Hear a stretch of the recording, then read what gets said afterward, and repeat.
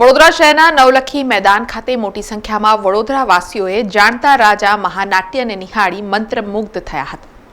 વડોદરા શહેરમાં આવેલા નવલખી મેદાન ખાતે જાણતા રાજા મહાનાટ્યનું આયોજન કરવામાં આવ્યું છે. ત્યારે આ મહાનાટકનો પ્રથમ દિવસનો કાર્યક્રમ વડોદરાના સાંસદ ડોક્ટર હેમાંગ જોશી દ્વારા વડોદરાવાસીઓ માટે બુક કરવામાં આવ્યો હતો. તે કાર્યક્રમમાં રાજકીય મહાનુભાવો, સરકારી અધિકારીઓ સાથે મોટી સંખ્યામાં વડોદરાવાસીઓએ આ મહાનાટ્ય નિહાળ્યું હતું. વડોદરાના સાંસદ ડોક્ટર હેમાંગ જોશીએ આ તબક્કે સૌને પ્રાસંગિક ઉદ્બોધન પણ કર્યું હતું, જ્યાં શ્રી છત્રપતિ શિવાજી મહારાજના જીવન ચરિત્ર આધારિત મહાનાટ્ય નિહાળી સૌ મંત્રમુગ્ધ થયા હતા. ये प्रजा मेरी संतान है. राजा होने के नाते मैं पूरी ममता से इनका पालन पोषण और संरक्षण करूंगा.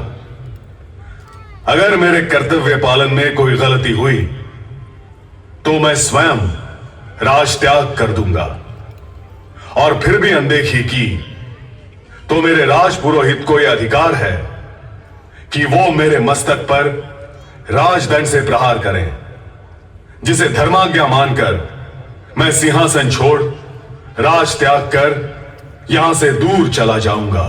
વડોદરાની અંદર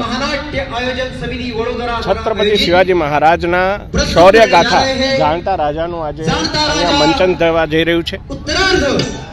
અત્યારે આપણે એના મધ્યાંતર પર પહોંચ્યા હતા અને જે પ્રકારે આપણા દર્શકોનો બહોળો પ્રતિસાદ અહીંયા જોવા મળી રહ્યો છે. આપણા રાષ્ટ્રીય સ્વયંસેવક સંઘને 100 વર્ષ પૂર્ણ થવા જઈ રહ્યા છે. મહારાજા છત્રપતિ શિવાજી મહારાજના રાજ્યાભિષેકને પણ 351 વર્ષ પૂર્ણ થવા જઈ રહ્યા છે. ત્યારે સમગ્ર એક દિવસના શોનું પ્રાયોજન એ અમારા તમામ મિત્ર મંડળ દ્વારા કરવામાં આવ્યું અને ખૂબ સુંદર પ્રતિસાદ મળી રહ્યો છે. છત્રપતિ શિવાજી મહારાજનો ઇતિહાસ એ પ્રત્યેક હિન્દુ સનાતનીએ જાણવા જેવો છે, એમને સમજવા જેવો છે. અને જો આપણે આ ઇતિહાસને યોગ્ય રીતે જાણીશું તો આવનારા દિવસોની અંદર આપણી સંસ્કૃતિને બચાવવામાં, આપણી ધરોહરને બચાવવામાં, જે પ્રકાર આદરણીય વડાપ્રધાન કહે છે વિકાસ બી વિરાસત બી, સિંહ ફાળો આવા પ્રકારના સાહિત્યનો રહેવાનો છે. ત્યારે આપ સૌના માધ્યમથી તમામ લોકો જે અહીં ઉપસ્થિત રહ્યા એ સૌનો હું હાર્દિક આભાર માનું છું. સમાચારોના સતત અપડેટ માટે TNN ન્યૂઝને YouTube પર સબસ્ક્રાઇબ કરી બેલ આઇકોન પ્રેસ કરો અને અમારી સાથે જોડાયેલા રહો Facebook, Instagram અને Twitter ઉપર.